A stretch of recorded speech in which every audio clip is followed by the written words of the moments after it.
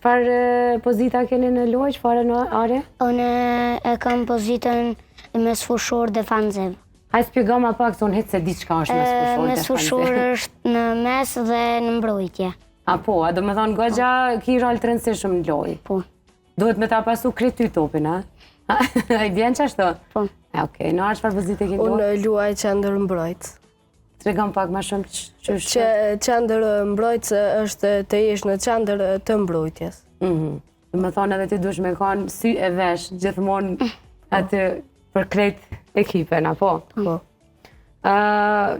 Unë nuk e di, tash jo jeni ma të mirë në këtë fushë se one, hajtë spjega më një pak punën kur jep një nëj gol, për shembull, çfarë ndjenje është, a luftohet shumë për me arrit me dhoni gol?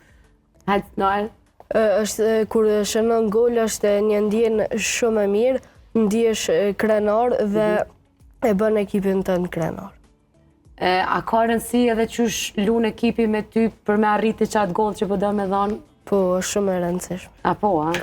A janë të mirë ekipa, ata pasojnë topin, ata mundsojnë me dhonë golla?